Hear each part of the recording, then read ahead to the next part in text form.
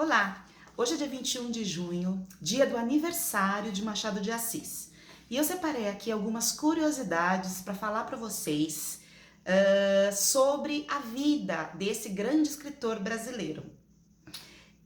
A primeira curiosidade é que, segundo os estudiosos de Machado de Assis, esse escritor tinha tudo para não ter dado certo.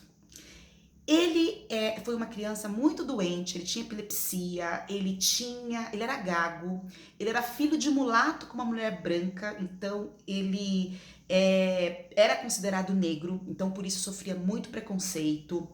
Ele era muito pobre, ficou órfão de mãe, ainda criança.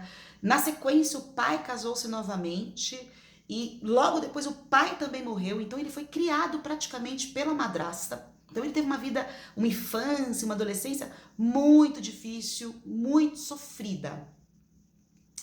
Uma segunda curiosidade é que Machado de Assis não teve educação formal. Apesar de ser tão inteligente e ter deixado um legado grandioso de livros, de romances, de poemas, de peças de teatro, ele não teve uma educação formal, mas ele era autodidata.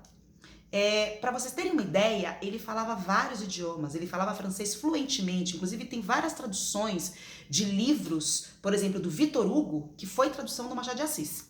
Então, e ele aprendeu tudo isso sozinho, estudando sozinho, se informando com imigrantes, se formando com as pessoas, estudando, se virando sozinho. Então, isso é uma curiosidade da vida dele. Uma outra curiosidade é que ele foi um dos fundadores da Academia Brasileira de Letras. E isso é uma curiosidade bastante relevante, porque a Academia Brasileira de Letras é um grande legado, né? Uma grande instituição cultural, literária, e ele foi um dos fundadores, né, da Academia Brasileira de Letras. Uma outra curiosidade é que Machado de Assis nunca saiu do Rio de Janeiro.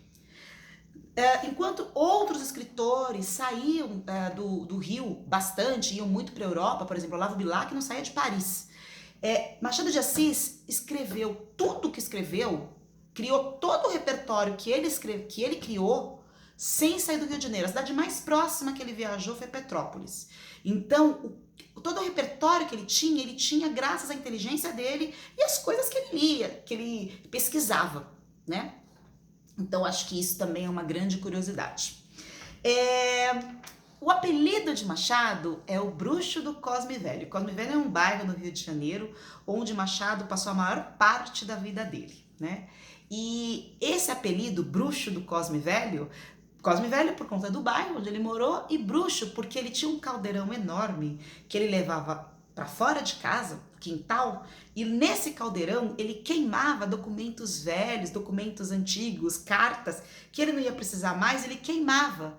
E aquilo ali chamava a atenção da vizinhança, e os vizinhos falavam que era o bruxo da rua Cosme Velho. Então por isso que ele tem esse apelido, né?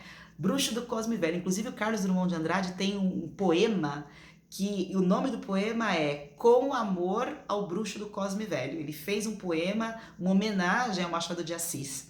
E o poema é esse, né? Com amor a um bruxo do Cosme Velho.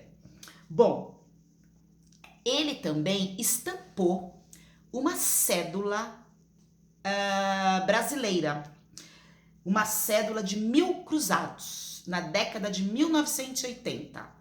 Uma cédula de 1000 cruzados.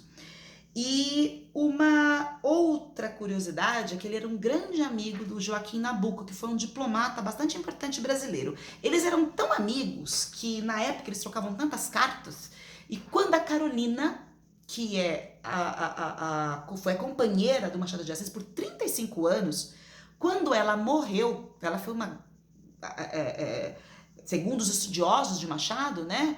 Há relatos de que eles tiveram um casamento bastante saudável. E quando a Carolina morreu, em uma das cartas que o Machado escreveu para Joaquim Nabuco, ele fez uma revelação para o grande amigo. E ele colocou: foi-se a melhor parte da minha vida. E aqui estou eu, só no mundo. Então, essa também é uma curiosidade, né, que vale a pena a gente lembrar. E eu acredito que a melhor de todas as curiosidades, falando um pouco do bairro e da rua, né, onde Machado de Assis viveu por grande parte da sua vida, que foi a rua de Cosme Velho. Cosme Velho é um bairro bucólico, bem agradável no Rio de Janeiro, perto do Cristo Redentor, um bairro, digamos assim, turístico, e a casa do Machado de Assis, ela foi demolida. Então, acho que é interessante a gente lembrar disso, porque quando você tem a oportunidade de ir para outros lugares do mundo, por exemplo, a casa de Shakespeare na Inglaterra, ela está intacta, ela virou museu.